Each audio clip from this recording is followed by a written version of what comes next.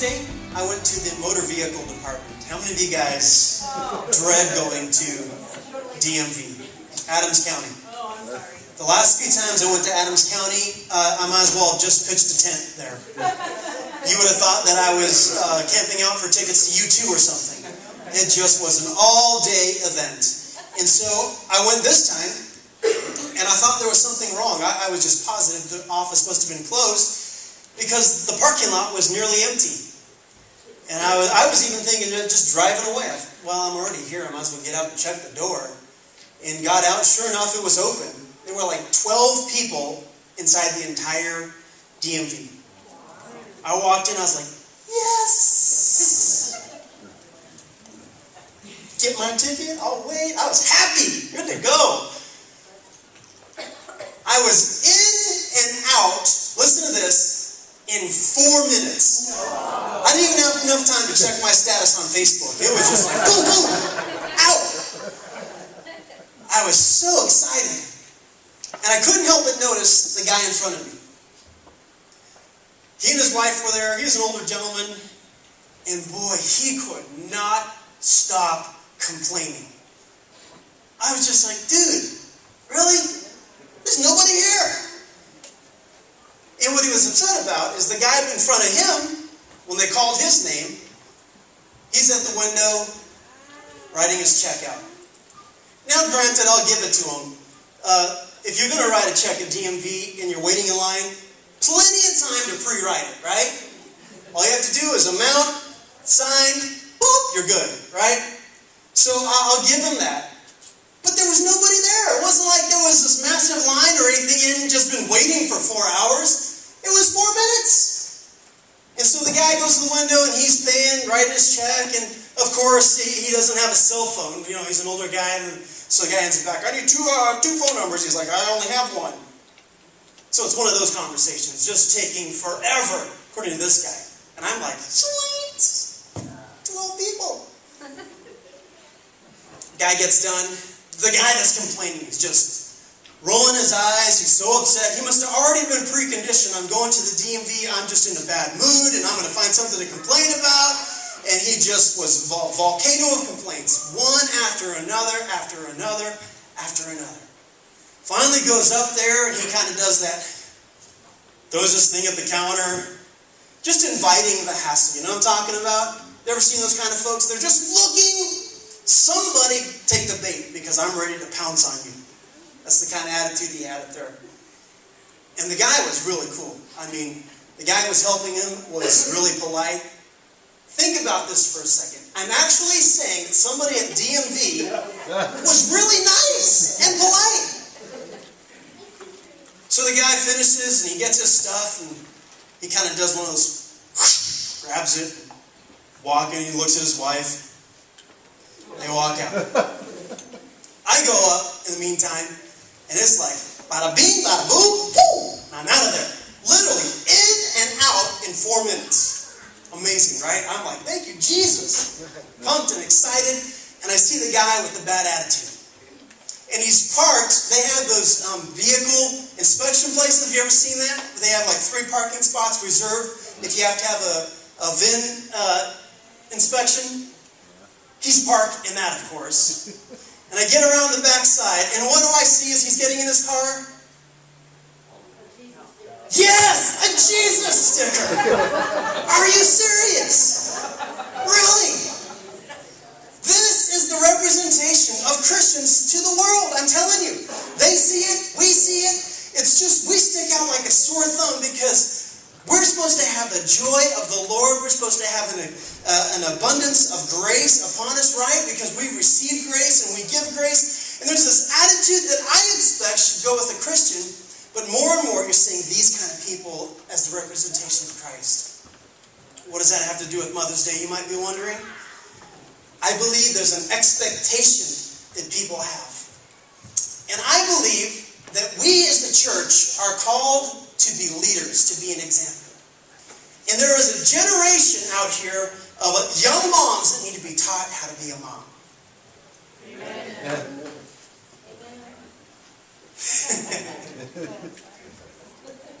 How many of you guys have ever purchased a new car? I mean, it's getting a little easier with a lot of the internet and some of the web-based finance and things that they do. But generally speaking, that's an all-day event, right? And they want to check your credit. They want to know a lot of stuff about you, whether they're willing to let you sign this paperwork and let you drive off the lot with the vehicle. How many of you guys have ever bought a home? Man, you would think that they want to do body cavity search. They want to know everything about you. I mean, the stack of papers that you turn into your mortgage officer, your loan officer, and they go through your life, man, years and years back to determine whether you are a viable option if we're going to lend money to you. Right?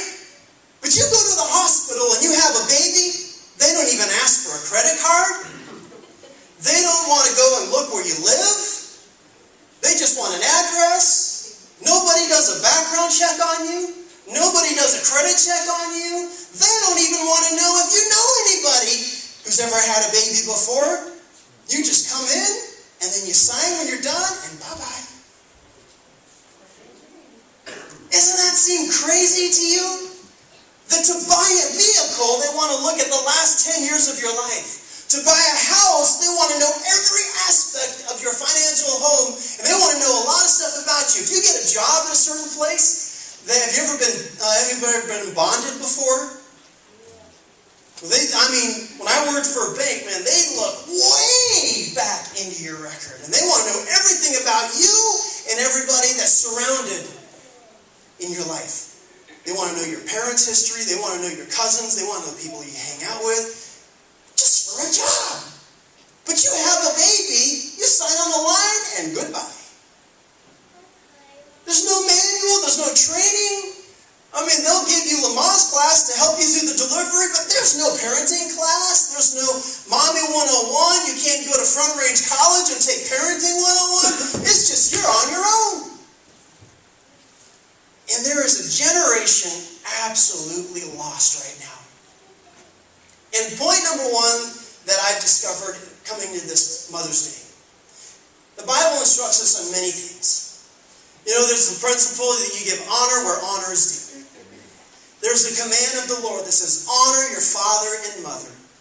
And that honor has nothing to do with them or how much they've earned it. It's for our benefit. We honor our father and mother for two reasons. How many of you know? Number one, so that things will go well with you. And secondly, so that you will have a long life. So we find blessing connected to our willingness to honor our father and mother. So here on Mother's Day, we're reminded, right? It's right in front of us that we honor our moms. But really the question is, not how do you honor your mom today, but how do you honor your mom the other 316? 365 days in a year, so in 364. How many of those days do you honor mom? Anybody can draw a picture on some construction paper. Anyone can go buy a card. You know, yesterday at Costco, but Target was probably the biggest joke I've ever seen. Man, they have a whole aisle devoted to Mother's Day cards. And everybody in Thornton was there. I'm telling you. And they were ugly. They were mean. I sent Steve, I said, Steve, you and Adam go get a card for your mom. I was picking some other stuff out. And I come back like 20 minutes later, my boys hadn't even got in yet. Adults were doing this number, getting in front of them, they try to squeeze through. Man, it was ugly. Everybody can do that one time a year. Go get a card, write something nice on there, maybe buy some flowers. But how do we honor our moms the other 364 days? Because that really is what counts. Do we give honor where honor is due? But most importantly, for your benefit, for your sake, are you honoring your parents? Are you honoring your mother? Are you honoring her in how you act? Are you honoring her in how you live? Are you honoring her in how you speak to her? Are you honoring your mom all the time? I want to read something to you. If you have your Bible, you flip to it. We might have this on the screen. I'm not sure if it blew up back there. 1 Kings chapter 3, verses 16 through 28. Reading from the New King James, it says, now 2 women who were harlots, y'all is, right? Bible term for a prostitute. Here's my point.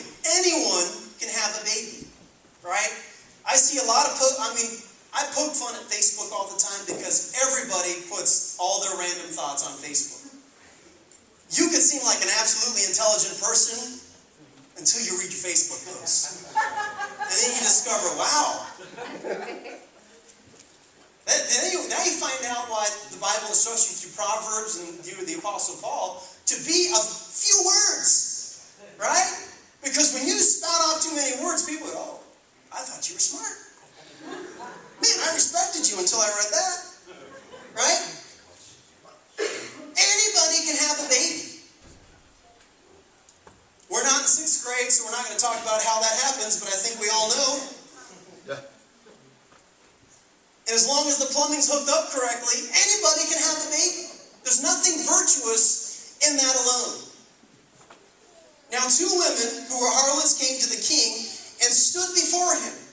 And one woman said, "My lord, this woman and I dwell in the same house." They were roommates.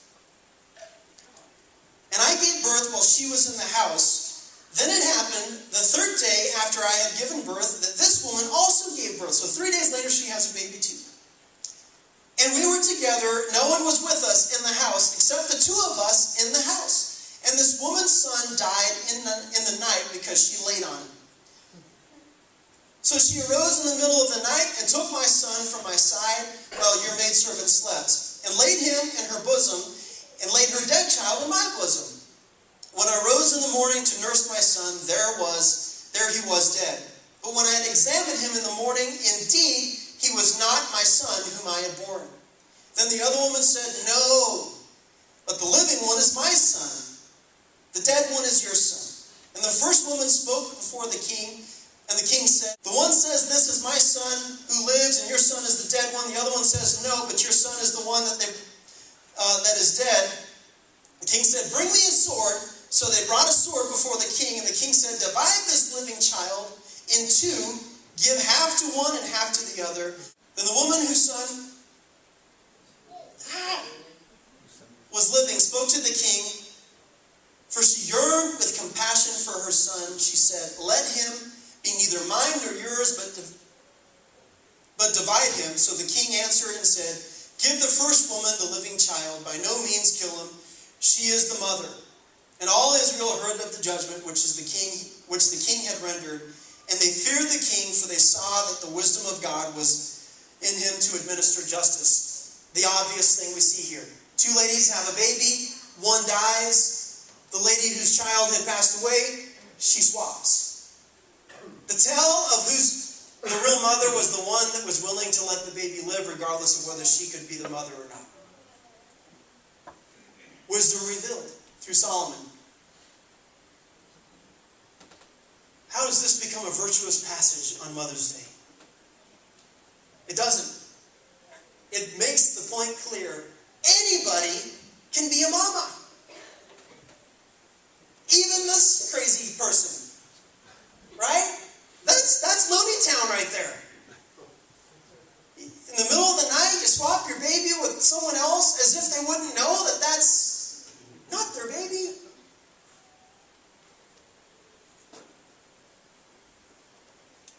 There's a generation, especially here in America.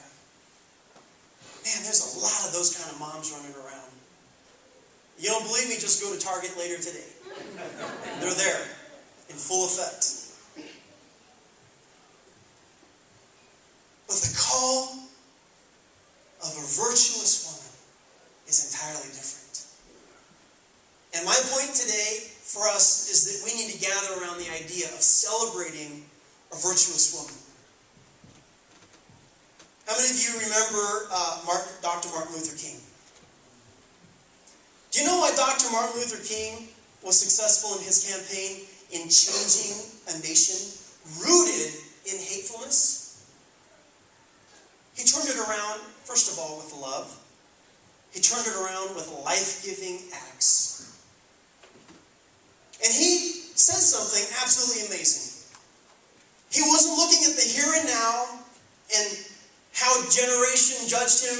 in the present, he says, I have a dream. I have a dream that one day my children, his hope is not even for him, but that one day my children would not be judged on the color of their skin, but by the content and character inside. And that becomes the fundamental movement that changes a nation. That we wouldn't be judged upon the outward. We wouldn't be judged upon what we look like, but rather who we are inside. And it changes a nation. But you look at the leaders of the civil rights movement today, it is not about the character and the content inside. It's all about the outside. They've removed the aspect of don't judge me according to my character. They've just said don't judge me at all. And it's the Reverend Jesse Jackson who goes on to say, he summarizes the American nation and he lumps everybody into one pot. It's the single mom, it's the gay, it's the lesbian, it's the dad. He just puts them all together and says they're all equal. And nobody's saying that they aren't equal. What we've swayed away from is judging the character and the content inside. The civil rights movement today has now become about, just don't judge me. Just don't. You don't have a right to. But that is not what Dr. Martin Luther King trumpeted in his generation. What he was saying, go ahead and judge me. Go ahead. But would you do it according to who I am inside, not by who I am on the outside? We have a nation of young mamas out there who are posting all over Facebook today and tomorrow of how wonderful they are because they've given birth. But they're not giving virtue to their children. They aren't modeling virtue to their families. I want to challenge us as a church. You know that Dr. Martin Luther King did not have an original idea. He was presenting a scriptural foundation. God looks on the inside while man looks on the outside. Really, if you get to the heart of what Dr. Martin Luther King was saying, is would you just look at me the way God looks at me? Would you judge me from that point, not from your point? Could you do that? He had a scriptural foundation to his message, and he backed it up with love. Changed a nation. I believe there needs to be a movement in America. When we get to Father's Day, I've got plenty to say about dads and the missing dad in America. But with that said, it's time for moms to be virtuous mothers. Virtuous mothers that lead with example. In Proverbs chapter 31, I'd like you to flip there if you have your Bible. Beginning in verse 10, it says this. Who can find a virtuous wife? Here the writer again, his obvious statement is, so maybe you have a wife. That's not the question. The question is, have you found a virtuous wife? For her worth is far above rubies. The heart of her husband safely trusts her. So he will have no lack of gain. She does him good and not evil all the days of her life. You know that even if you watch Dr. Phil on TV, and the average marital therapist has lost sight of the scriptural relevance in relationships. Where they aren't talking about the virtue of wives, they aren't talking about the honor of husbands.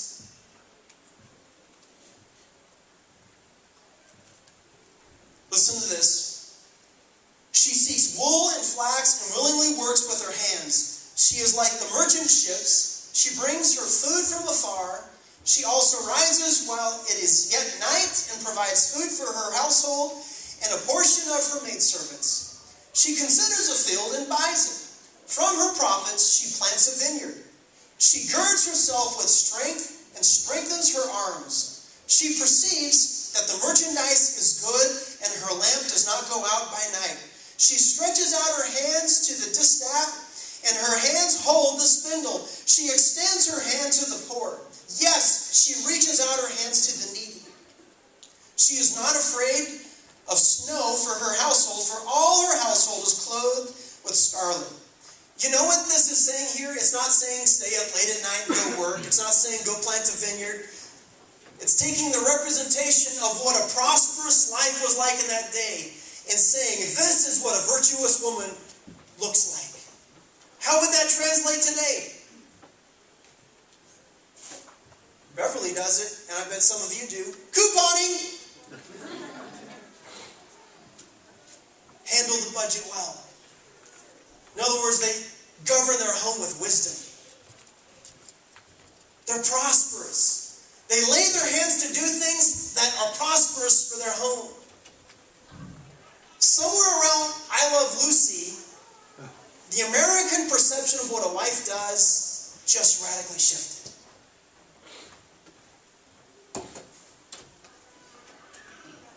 Is virtue flowing in the home? That's a tough one to really gauge. But I want us to see, not my opinion. I don't want us to be measured against every other neighbor on your block. I want you to measure yourself against the Word. Being a virtuous woman goes on to say this.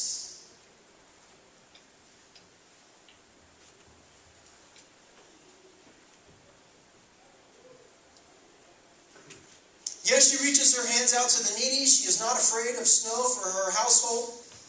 For all her household is clothed with scarlet. You know what that means right there? It's a woman who likes to find a bargain. Any ladies in the house like to shop? I'm not talking about the frivolous shopping where you just want to go blow money. I'm talking about, you know, the lady who spends all day and they find like a really nice jacket for her husband and she tells you, guess how much I paid for that? You think, I don't know, like $90, $80? No, $13. That's what this is talking about.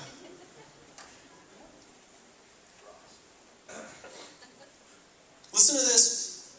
Her clothing is fine linen and purple. In other words, it's very nice. She's found an amazing bargain for her family, and they're well dressed, not because they've spent a lot of money, but because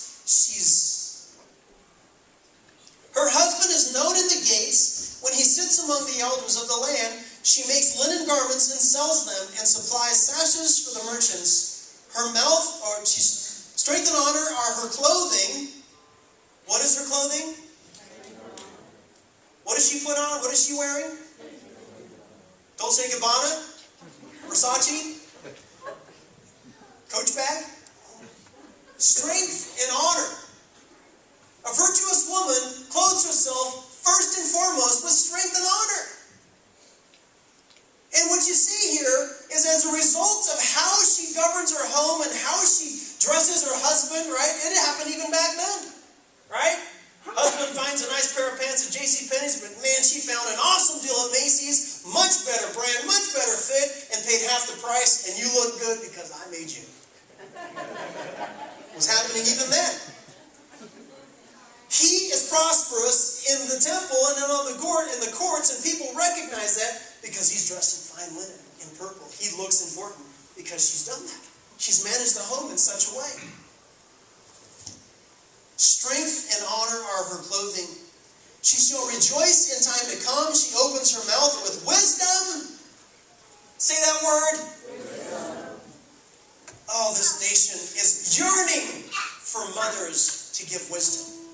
Doesn't the Apostle Paul instruct in the church that the older women teach the younger?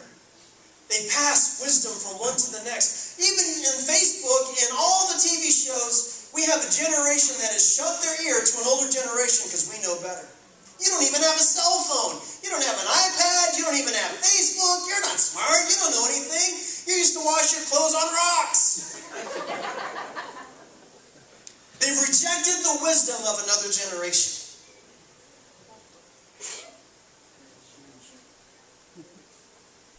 She shall rejoice in time to come. She opens her mouth with wisdom, and on her tongue is the law of kindness. She watches over the ways of her household and does not eat the bread of idleness. Her children rise up and call her blessed. This becomes the earmark of a virtuous woman. When I talk to guys, I always say this: you can always measure a man's walk with the Lord by looking at his wife. Now, granted, there's always the few cases where you just married a bad prude. It's possible, right? You just marry someone who happens to have a face like, or your wife happens to be one of those, they smell blue cheese everywhere. You know what I'm talking about?